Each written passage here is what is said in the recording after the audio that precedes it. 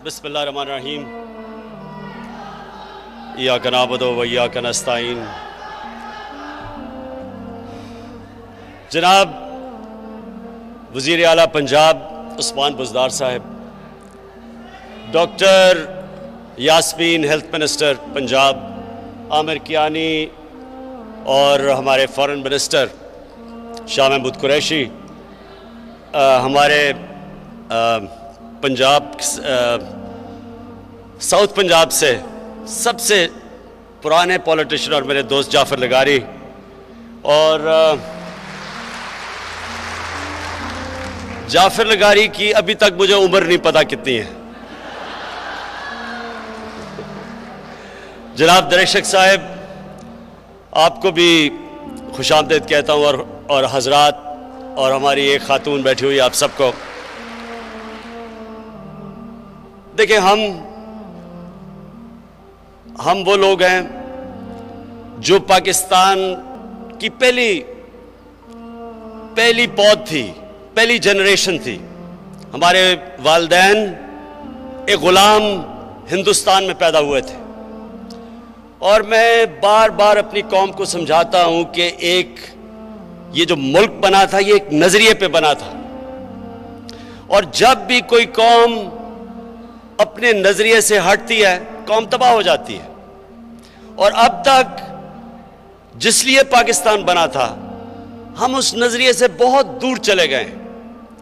तो इंशाअल्लाह हमारी, जब हम कहते हैं नया पाकिस्तान, तो हम दरअसल कायदे आज़म और इल्हामा इकबाल के पाकिस्तान की बात करते हैं।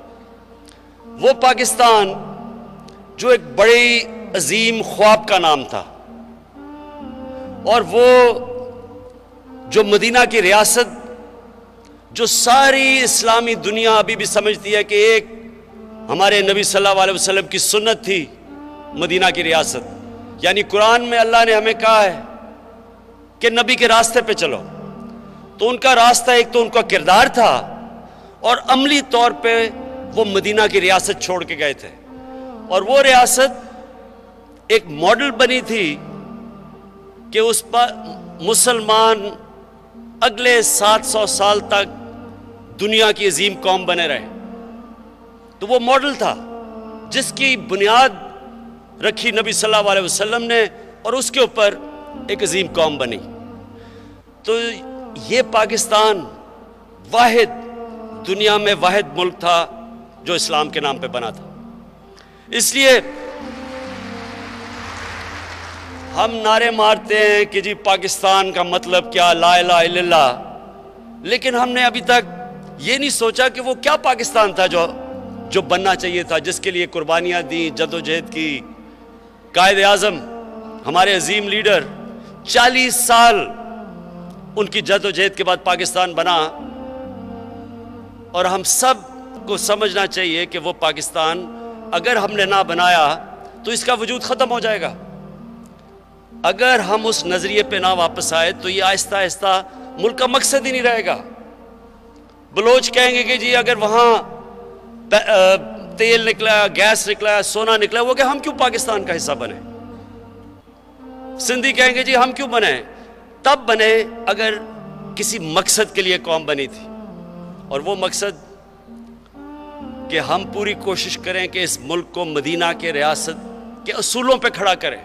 और वो असूल, सबसे बड़ा असूल था इंसाफ, और दूसरा इंसानियत।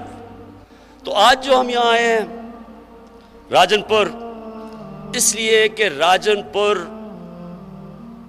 वो पाकिस्तान का खित्ता है जो सारे पाकिस्तान से पीछे रह गया है।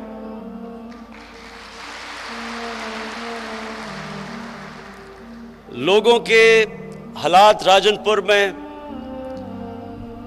हम सब जानते हैं कि जो बुनियादी ज़रूरियात हैं वो भी यहाँ नहीं है। लेकिन एक सबसे बड़ी जो आज हम आगाज़ कर रहे हैं, और ये शुरुआत है, इंशाल्लाह बाकी चीज़ें भी अभी आएंगी, लेकिन ये शुरुआत इसलिए कि बुनियादी ज़रूरत एक इंसान को होती है उसकी सेहत की। सेहत है तो सब कुछ है। इनका इंसान की सेहत नहीं तो जितना मर्जी उसको पैसा दे दो, कुछ भी दे दो, ना वो खाना खा सकता है, ना वो पैसा का फ़ायदा उठा सकता है। लिहाजा آج یہاں سے اس لیے شروع کیا کہ یہ جو آپ کے پاس انصاف کارڈ آج ہم بانٹیں گے اور 2,13,000 خاندانوں کے بیچ میں بانٹیں گے یہاں، اس کا مطلب کہ ہر خاندان کے پاس 7,20,000 روپیہ ان کے پاس آئے گا اپنا علاج کروانے کے لیے۔ اور ہم سب جانتے ہیں کہ غریب گھرانے میں ایک دفعہ بیماری آ جائے تو اس غریب گھرانے کا سارا بجٹ تباہ ہو جاتا ہے، نہ پتہ چلتا ہے کہ میں بچوں کے کپڑے لوں، کھانا کھلاؤں۔ تو اس لیے یہاں سے شروع کر رہے ہیں، اور مجھے آج بڑی خوشی ہے کہ ڈاکٹر یاسمین اور عثمان بزدار دونوں نے یہ فیصلہ کیا کہ یہاں سے ہم شروع کریں گے اور پھر باقی پاسماندہ علاقوں سے شروع کریں گے انشاءاللہ، اور سارے پنجاب کے اندر جتنے غریب گھرانے ہیں سب کو ہم یہ صحت انصاف کارڈ دیں گے۔ اس سے پہلے ہم نے قبائلی علاقے کا فیصلہ کیا، فاٹا یا قبائلی علاقے کے لوگ وہ سب سے پیچھے رہ گئے، وہاں جنگ نے مزید اور غربت پیدا کر دی۔ تو ایک تو مجھے خوشی ہے کہ قبائلی علاقے میں بھی ہم نے فیصلہ کیا ہے ہر گھرانے میں ہم انشاءاللہ صحت کارڈ دیں گے وہاں بھی، تاکہ لوگوں کو اعتماد ہو کہ اگر کچھ ہو تو ان کے پاس انشورنس ہو۔ اب میں دوسری بات یہ کرنا چاہتا ہوں، اور ڈاکٹر یاسمین آپ یہاں بیٹھی ہیں اور عامر کیانی آپ ہمارے فیڈرل ہیلتھ منسٹر ہیں، دیکھیں یہ بڑا ضروری ہے۔ پاکستان کا جو ہسپتالوں کا نظام ہے وہ ایسے ہوا ہے کہ غریب آدمی سرکاری ہسپتالوں میں جاتا ہے اور پیسے والے لوگ پرائیویٹ ہسپتالوں میں جاتے ہیں۔ آہستہ آہستہ سرکاری ہسپتالوں کا جو نظام ہے وہ گرتا گیا ہے۔ میں ایک سرکاری ہسپتال میں پیدا ہوا تھا، میری بہنیں سرکاری ہسپتال میں پیدا ہوئی تھی، بہترین علاج ہوتا تھا، لیکن آج سرکاری ہسپتالوں کا یہ حال ہے کہ کوئی پیسے والے لوگ سرکاری ہسپتال میں جانے کے لیے نہیں تیار۔ آپ نے دیکھ ہی لیا کہ نواز شریف وہ کہتا ہے کہ یا مجھے جیل دو یا برطانیہ باہر بھیجو علاج کروانے کے لیے، کیونکہ پاکستان کے ہسپتال ہی ٹھیک نہیں ہے اس کے لیے۔ ادھر سے جو 10 سال وزیر اعلیٰ رہا تھا شہباز شریف، وہ بھی باہر چیک اپ کروانے جاتا ہے، پاکستان میں کوئی ہسپتال نہیں ہے اس کے لیے۔ اس کا داماد وہ باہر گیا ہوا ہے علاج کروانے کے لیے، بھاگا ہوا ہے نیب سے۔ اس کا ایک بیٹا حمزہ شریف وہ باہر گیا ہوا اپنی یا اس کی بیوی باہر گئی ہوئی علاج کے لیے۔ اسحاق ڈار فائنانس منسٹر وہ علاج کروانے کے نام پہ باہر گیا ہوا ہے۔ نواز شریف جو پرائم منسٹر تھا 3 دفعہ، 28 کروڑ روپیہ اس کے باہر کے علاج پہ اس قوم کا خرچ ہوا۔ اسمبلی میں کوئی بیمار ہوتا تھا وہ باہر چلا جاتا تھا علاج کروانے کے لیے۔ کون سا ملک یہ اجازت دیتا ہے کہ جو حکمران ہیں وہ باہر علاج کروائیں، اور جو اس ملک میں رہنے والے لوگ ہیں ان کے لیے سرکاری ہسپتال جدھر وہ سمجھتے وہ اپنے آپ کو وہ نہیں سمجھتے کہ ان کے علاج کے قابل ہیں۔ تو جو ہم پاکستان بنانا چاہتے ہیں وہ یہ کہ وہ سرکاری ہسپتالوں میں ان کا معیار ایسا ہو کہ پیسے والے لوگ بھی وہاں علاج کروانے جائیں، وزیر بھی وہاں جائیں، پرائم منسٹر بھی وہاں جائے، اور عام آدمی بھی وہاں علاج کروائے۔ اس کے لیے ڈاکٹر صاحبہ آپ کو میں کہنا چاہتا ہوں کہ جو ہم ہسپتال ٹھیک کرنے کی اصلاحات کر رہے ہیں ان کو اور تیزی سے کریں۔ آپ جو لوگ ان اصلاحات کے خلاف ہیں وہ دراصل اپنی ذات کے لیے یعنی اپنے ذاتی فائدوں کے لیے وہ پاکستان کی عوام کے ہسپتال ٹھیک نہیں ہونے دے رہے۔ جو بھی آج یہ کہتا ہے نا کہ جی ہم جو ہاسپٹل ریفارم جس کو ہم ایم ٹی آئی کہتے ہیں جو ہم نے پختونخوا میں لے کے آئے، جو ان کے خلاف ہے ان کو یہ سوچنا چاہیے کہ پاکستان کی عوام کا کیا حال ہوتا ہے ان اسپتالوں میں۔ میں ایک دن رات کو چلا گیا، ایک ہسپتال ہے پنڈی کے اندر، بڑا زبردست ہسپتال ہوتا تھا، اس کا نام تھا ہولی فیملی۔ تو میں جب اس ہسپتال میں رات کو گیا، آپ یقین کریں کہ یہاں تو اتنی ٹھنڈ نہیں ہے راجن پور میں، آج آپ اسلام آباد چلے جائیں تو وہاں جتنی ٹھنڈ میں 3 عورتیں ایک بستر میں تھی، کئی عورتیں زمین پہ سو رہی تھیں، 4 بچے ایک بستر پہ تھے. ان کے جو آئے تھے لوائقین وہ کوریڈور میں سو رہے تھے، اور یقین کریں کہ وہاں کمرے خالی تھے. جو ہم نے جا کے دیکھے تو وہاں کمرے خالی تھے. ڈینگی کے لیے جو سردیوں میں ہوتی نہیں ہے اس کے لیے کمرے خالی تھے، اور بیچاری کیونکہ غریب لوگ تھے ساروں کو انہوں نے 3 عورتوں کو ایک بستر پہ زمین پہ. اور یہ کیوں ہے؟ کیونکہ جو مینجمنٹ ہے، جو نظام ہے سرکاری ہسپتالوں کا، وہ تباہ ہو چکا ہے. وہاں سزا اور جزا ہی نہیں ہے. یہ بن چکے ہیں. یہ بہت بڑا ظلم ہوا تھا 1970 میں ان کو جب نیشنلائز کیا. تو جب نیشنلائز ان کو کیا، ان کا آہستہ آہستہ سسٹم ہی ختم کر دیا. جب ایک ادارے میں سزا اور جزا کا نظام ختم ہو جاتا ہے، وہ ادارہ ختم ہو جاتا ہے. کوئی کام کیوں کرے؟ جب کوئی کام نہ کرے اس کو بھی اتنا پیسہ، جو صبح سے لے کے شام تک محنت کرے اس کو بھی اتنا پیسہ. وہاں جب ہم نے پختونخوا کے اندر یہ نظام چینج کیا تو سرکاری ہسپتالوں میں کئی کنسلٹنٹ صرف دن میں 1 گھنٹہ کام کرنے آتے تھے، باقی سارا وقت اپنے پرائیویٹ ہاسپٹلز میں چلے جاتے تھے. تو سرکاری ہسپتالوں میں تو صرف غریب لوگ تھے. جو مشینیں تھیں، کروڑوں روپے کی مشینیں سرکاری ہسپتالوں میں وہ خراب پڑی تھی. پرائیویٹ ہاسپٹل میں وہ مشینیں چل رہی تھیں. پیسہ بنا رہے تھے پرائیویٹ ہاسپٹل، اور سرکاری ہسپتالوں کا نقصان پہ نقصان. اور وہ نقصان پورا کون کر رہا تھا؟ عوام کر رہی تھی اپنے ٹیکس کے پیسے سے. اس لیے یہ جو ہم نیا نظام لے کے آ رہے ہیں، ڈاکٹر صاحبہ اس کو جلدی سے جلدی پنجاب میں لے کے آئیں تاکہ ہم سرکاری ہسپتالوں کی کنڈیشن ٹھیک کریں، تاکہ عام آدمی ہسپتال میں جائے تو اس کی صحیح ٹریٹمنٹ ہو.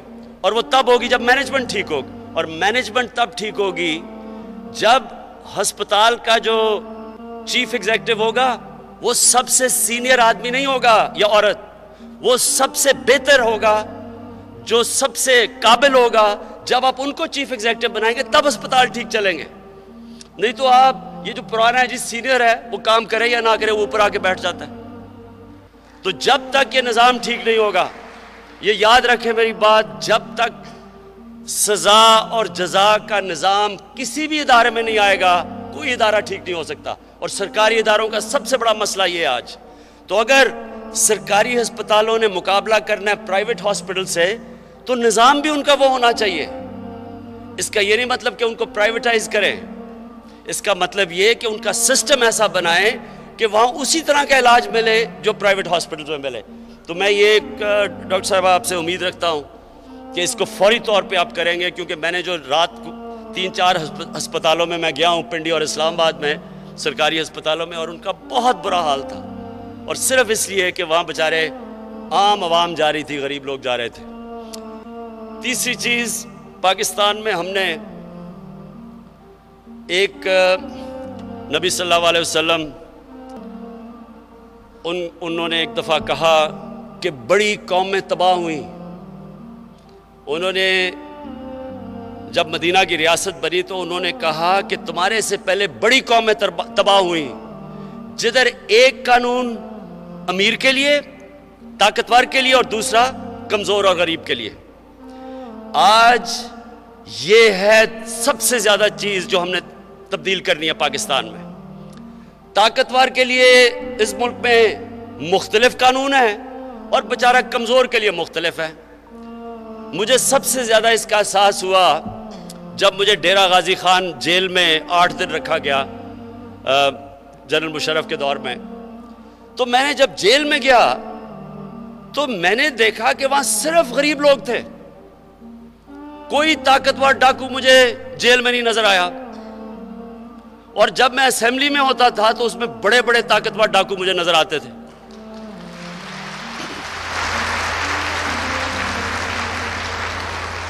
اب آج تماشا دیکھیں، وہاں طاقتور ڈاکو کو پکڑتے ہیں، سارے اسمبلی میں اکٹھے ہو جاتے ہیں، جی جمہوریت خطرے میں آ گئی ہے.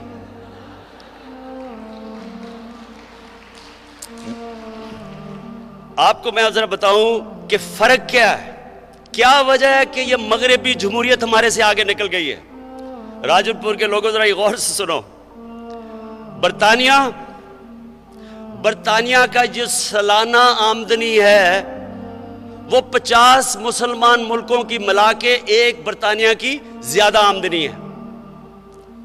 اب یہ سنیں، ان کے جو ممبر آف پارلیمنٹ تھے انہوں نے زیادہ یعنی ان کے ایکسپنسز زیادہ دکھا دیے.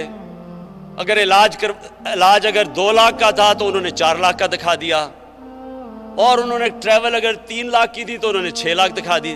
تو اتنے امیر ملک میں 3 لاکھ اور 4 لاکھ کے انہوں نے زیادہ ایکسپنسز دکھا دیے. جج نے ان کو جب 3 سال کی جیل کی سزا دی، اور جج نے پتہ کیا کہا کہ میں تمہیں اس لیے زیادہ سزا دے رہا ہوں کیونکہ تم پبلک کے نمائندے ہو. عام آدمی کو میں اتنی سزا نہ دیتا جتنی میں تمہیں دے رہا ہوں کیونکہ تم پبلک کے نمائندے ہو. مجھے انہوں نے یہ آج کل بات کر رہے ہیں انتقامی کارروائی کی. اب جو یہ دیکھا نا وہ اچھا جو پکڑا جاتا ہے بڑا ڈاکو وہ نیلسن منڈیلا بن جاتا ہے، اس کو نعرے مار ایسے ایسے کر کے جا رہا ہوتا ہے. اس نے پکڑا، ابھی سندھ میں پکڑا، ادھر شہباز شریف صاحب ایسے جا رہے ہیں جیسے کہ پتہ نہیں وہ کشمیر فتح کر کے جا رہے ہیں جیل کی طرف. ادھر نواز شریف ہر روز اس کے ہم ٹی وی پہ دیکھتے ہیں 7 لوگ نعرے مار رہے ہیں. ابھی برطانیہ میں ایک خاتون ممبر آف پارلیمنٹ، اس کو پھر ابھی سزا ملی ہے کوئی 3 سال کی. اس کی کیا جرم تھا؟ اس نے عدالت میں جھوٹ بولا، اس کو سزا دے دی. مجھے انہوں نے پچھلے دور میں 1 سال میں سپریم کورٹ میں رہا. انہوں نے میرے اوپر الزام لگائے جی عمران خان نے پتہ نہیں یہ اس نے بھی کوئی منی لانڈرنگ کی ہے وغیرہ وغیرہ. 1 سال میں سپریم کورٹ میں اپنی صفائی دی. 60 میں نے 40 سال پرانے میں نے کاغذات ڈھونڈ کے دیے. ایک انہوں نے پوچھا کہ کدھر سے فلیٹ لیا ہے، لنڈن کا فلیٹ. 34 سال پرانے میں نے ان کو کاغذات دکھائے. 40 سال پرانے کانٹریکٹ دکھائے کہ کدھر سے میں نے پیسہ بنایا. میں نے تو یہ نہیں کہا کہ میرے اوپر بڑا ظلم ہو رہا ہے. میں اگر پبلک کا نمائندہ ہوں مطلب یہ کہ عوام کے پیسے کا میں رکھوالی ہوں. یاد رکھیں جو ایک پبلک نمائندہ ہوتا ہے وہ آپ کے پیسے، آپ کے ٹیکس کے پیسے میں ذمہ دار ہوتا ہوں. تو مجھے صفائی اپنی پیش کرنی پڑتی ہے. میں نے نہیں کہا کہ میں تو تب کرکٹ کھیلتا تھا، میں تو کوئی وزیر نہیں تھا. میں بھی کہہ سکتا تھا کہ میں تو ان دنوں میں کرکٹر تھا، لیکن کیونکہ میں پبلک نمائندہ تھا میں نے 1 سال جوابات 60 میں نے ان کو ڈاکیومنٹس دی 60، اور میں نے کہا کہ ایک بھی ان میں سے غلط ہو میں خود ہی استعفیٰ دے دوں گا. یہاں جھوٹ پہ جھوٹ پکڑے جا رہے ہیں. ابھی تک ایک کاغذ نہیں دے سکے کہ جب مان لیا کہ تمہارے لنڈن میں 4 بڑے بڑے محلات تھے، جب مان لیا یہ شریف خاندان نے، صرف ایک ڈاکیومنٹ دینی تھی کہ آپ نے وہ کب خریدے اور کیا ملکیت آپ کی ہے. صرف ایک ڈاکیومنٹ، سارا کیس ختم ہو جانا تھا. اب تک 3 سال ہو گئے وہ ایک چیز نہیں دے سکے. اور وہ سب کو پتہ کیوں نہیں دے سکے؟ کیونکہ انہوں نے کہا تھا 2006 میں لیا ہے اور اصل میں 93 میں لیے گئے تھے وہ. تو میں آپ کے سامنے صرف یہ کہہ رہا ہوں کہ جب آپ یہ ملک تب آگے بڑھے گا جب طاقتور اور کمزور کا ایک ہی طرح کا ایک انصاف کا نظام آئے گا. 40 گاڑیوں کے پروٹوکول میں طاقتور آدمی جس نے اربوں روپیہ ملک کا لوٹا ہوا ہے وہ 40 گاڑیوں کے پروٹوکول میں جا رہا ہے. وہ جیل میں جاتا نہیں، وہ ہسپتالوں میں جا رہا ہے، اور غریب آدمی بیچارہ جیلوں میں پڑا ہوا ہے. 2 بھائی تھے، ابھی پچھلے مہینے خبر نکلی 2 بھائی تھے، ان کو سپریم کورٹ بری کرتا ہے. جب سپریم کورٹ بری کرتا ہے پتہ چلتا ہے 3 سال پہلے ہی دونوں کو پھانسی مل چکی تھی. ابھی کوئی ایک اخبار میں خبر ہے کہ مرغی چوری پہ بیچارہ 6 مہینے ایک کوئی انسان اندر جیل میں. تو ایک طرف تو بیچارے غریب لوگ ہیں، کوئی پوچھنے والا نہیں، کوئی وکیل نہیں، اور دوسری طرف طاقتور ایسے دندراتے پھر رہے ہیں. آپ بجائے اپنے جا کے الزامات دیں عدالت میں، بتائیں کہ میں بے قصور ہوں. میں نے 1 سال لگا کے بتایا میں بے قصور ہوں، میں نے ثابت کیا ہے. آپ بھی کریں جا کے. وہ نہیں کرنا سارے جمع ہو کے سارے کرپشن کی جو یونین بنی ہوئی ہے، کرپشن کا جو پوری ایک ٹولہ بنا ہوا ہے، جمہوریت بچانے کے نام پہ اپنی ساری چوری بچانے کے چکر میں ہے. میں آج آپ ساروں کو میں چیلنج کرتا ہوں، آپ جو مرضی کر لیں، جتنا مرضی شور مچائیں، ہم نے ایک ایک کا احتساب کرنا ہے. ایک ایک کا احتساب کرنا ہے ہم نے.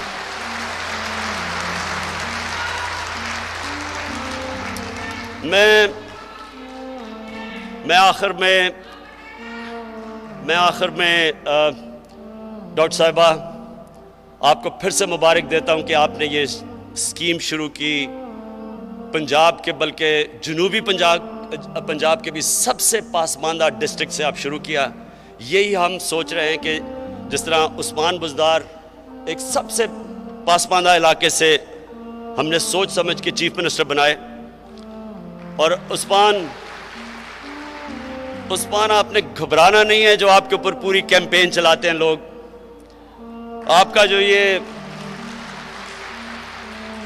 کا جو مقابلہ کرواتے ہیں شہباز شریف سے، عثمان بزدار جانتا ہے کہ پاکستان کے ہسپتالوں کا کیا حال ہے، کیونکہ اس کا اپنا علاج اس کے خاندان کا ان ہسپتالوں میں ہونا ہوتا ہے.